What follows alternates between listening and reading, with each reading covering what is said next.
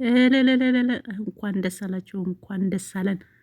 እኔም ብሎ ጽናትና ባቢ መቼ ተምረው ነው? ከመቼው ያው ዲፕሎማ ምንድን ነው? ዲግሪ ጭነው ዲፕሎማ ጭነው። ዲፕሎማና ዲግሪ ምንድን ነው ልዩነታቸው? አላውቅም። ያው እንደዛ ነው። ዲፕሎማ ማውላ ልዩነት አላቸው። እሺ ያም ሆነ አሁን ከመቼው ተምረው ነው እንደዚህ የተመረቁት ነው የኔ ጥያቄ። ያው ባቢና ጽናት ተመረቁ። ያው ጋሽ ግርማ አስመረቀ ማለት ነው። ልጆቹ ምን ትላላችሁ? መቼ እንዴት መቼ ተምረው መቼ ትምህርት ቤት ሄደው ባቢስ መቼ ነው ተማረው የሚለው የሁላችንም ጥያቄ ነው። ተማሩ መቼ ከመቼ ዝም ብሎ እኛ ሰናይ ጽናት ራሱ ሰሞኑ አይደል እንደ መሄድ የጀመረችው ትምህርት ቤት። እሺ መቼ ከመቼ ነው እንደዚህ? ወይስ የሀብታም ልጅ ስለሆነች ነው?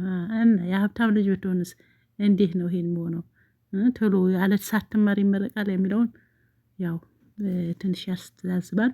ግን ይሁን። እኔ አሁን ዋና ጥያቄ እነሱ መመረቅ አለመመረቅ አይደለም፣ ይመረቁ። በነገራችን ላይ ባለፈው ሚዲያ ላይ የሆነ ፋሽን ነበር፣ ታስታውሳላችሁ? በየዩኒቨርሲቲው በኢትዮጵያ ውስጥ ባሉ ዩኒቨርሲቲዎች ተማሪዎች በሚመረቁበት ሰዓት ብዙ ሰው እንደ ክብር እንግዳ ተጠርቶ ከዛ ዶክትሬት ይሰጠዋል ማለት ነው። እና ከዛ በኋላ የተወሰነ ጊዜ ሰውም ያው የኛ ሰው ታውቃላችሁ እንትን ነው የሚወደው እና የተወሰነ ዶክተር እንትን አሁን ለምሳሌ ባለፈው ጎንደር ዩኒቨርሲቲ ይመስለኛል ቴዲ አፍሮ የዚህ ተሰጡት ማለት ነው። ከዛ ዶክትሬት ማረግ ሰጡት። ከዛ ትንሽ ጊዜ ማለት ነው የእኛ ሰው ያው ያሽቃበጣል። ዶክተር ቴዲ አፍሮ ማለት ጀመረ ማለት ነው። ብዙ የሆነ ጊዜ አሁንም ሙፍቲ የሀጂ ዑመርን የእሳቸውን ተሰጣቸው። እሱም ዶክተር ከዛ የአንድ ሳምንት ዶክተር ይባላልና ከዛ በኋላ ይለቀቃል ማለት ነው። እንደው በዛ ሰዓት እኔ ጥያቄ ሆኖብኝ ነበርና እንዴት ነው ሰው ሳይማር እንደው ከሆነች ጓደኛ ያወራሁ ማለት ነው። በቃ በሚዲያ ትልቅ የመንግስት ቲቪ ማለት ሚዲያዎች ምናምን በጎንደር ዩኒቨርሲቲ በዚህ ዩኒቨርሲቲ የአገሬ ዶክትሬት ሽልማት ማዕረግ ተሰጣቸው ምናምን ብሎ ሲዘግብ እንዴት ነው ዶክተር የሚሆነው ያልተማረው ነገር? እንዴ ሰው ስንት ዓመት ተምሮ ያላገኘው ዶክተር እንዴት ነው እነሱ ከነካባቸው ምናምን። በቃ የአንድ ሳምንት ዶክተር ይባላል። ከዛ ይተዋል ማለት ነው። አሁን ያሳስበኝ የእነሱ የጽናትና የጋሽ ማነው ናሆሜ የእነሱን መመረቅ ሳይሆን እኔ አሁን የአዲሱ የቢሮቸው ተቀጣሪ ናትናኤል ነው። አሁን ናትናኤልና እንደው ጽናት ቢተዋወቁ እህትና ወንድም ቢሆኑ የኔ ምኞት ነው። በእርግጥ የኔ ምኞት ብቻ ሳይሆን የእናንተ ምኞት ነው። እንደምታውቁት ሁለቱም ብቸኛ ናቸው። ጽናትም ብቸኛ ነች፣ ወንድም የላትም፣ እህትም የለም። ያኛውን ደግሞ ይሄ ናትናኤልም ደግሞ ናትናኤል ነው ማለት ነው። እሱም ደግሞ የሮቤል ወንድም የእሱም ብቸኛ ነው። ከሮቤል ደግሞ ያው በእናት ነው እንጂ በአባት አይገናኙም።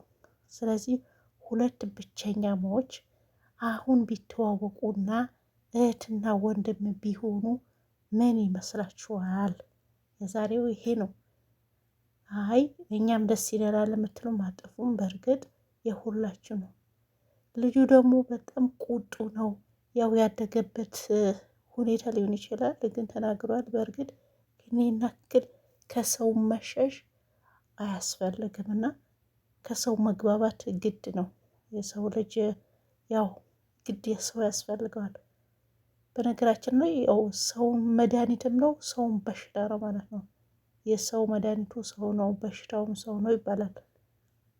ግን ቢሆንም የተስቃ ብቸኛ ከመሆን በነገራችን ላይ በአሁኑ ሰዓት እውነት ለመናገር ብቸኛ ሳይሻል አይቀርም።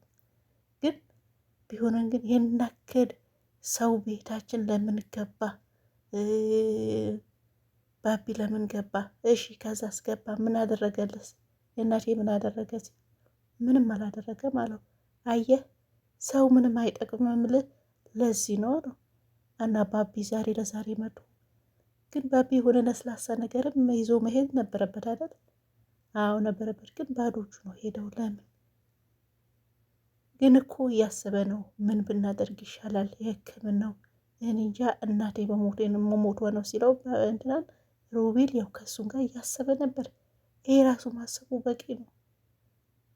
ያው እሱም ያለበት እናውቃለን። በእርግጥ ቢኖረው ይሰጣት ነበር ወይም ደግሞ ይሰጠው ነበር፣ ያሳክማት ነበረ።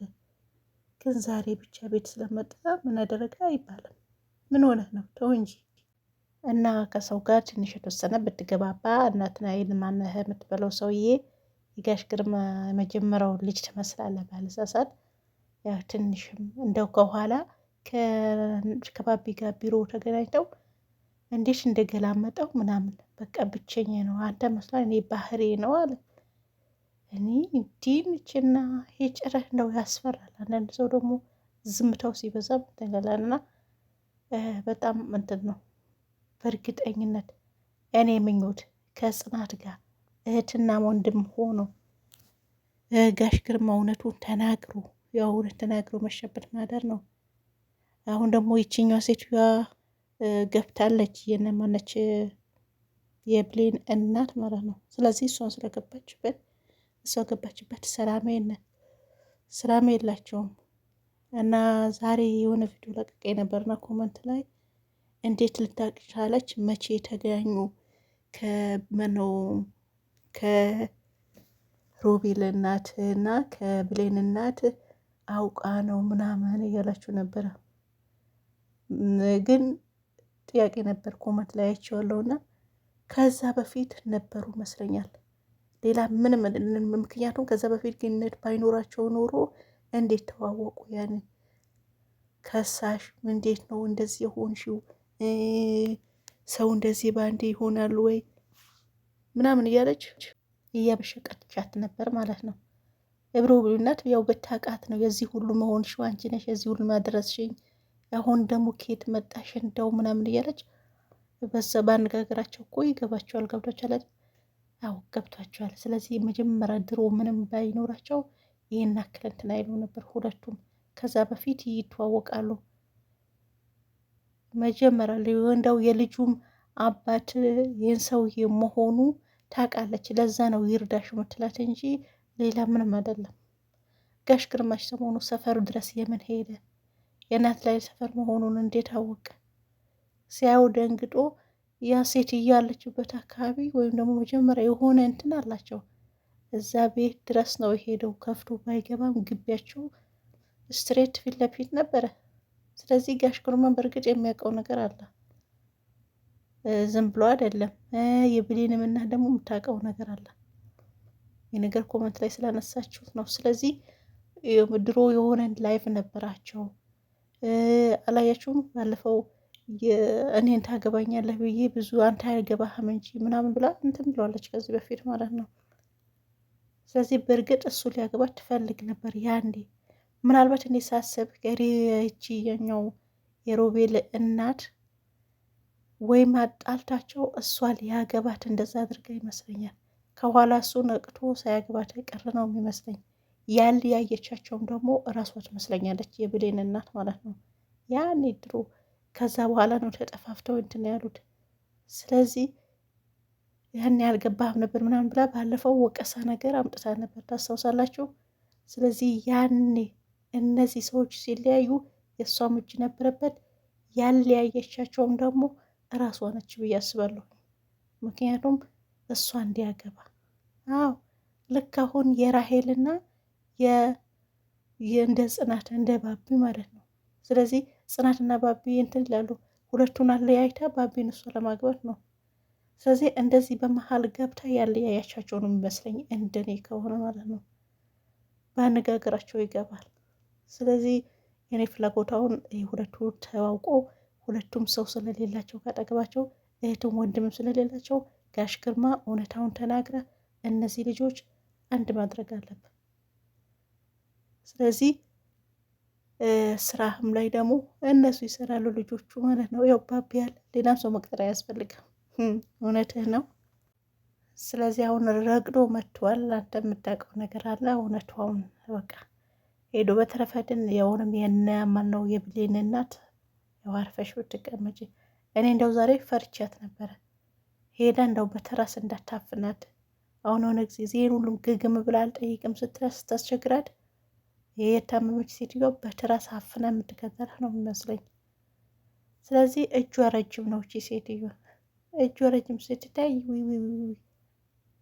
በቃ የራሄል እናት እንበላት። በቃ እናት ልጇም እንደዛ እሷም በዚህ ሁኔታ። በተረፈ የእህትና ወንድሞች ልትሆኑ እንፈልጋለን። ሰላማችሁ ይብዛ። ቪዲዮ ላይ አድርጉት። ባይ ባይ።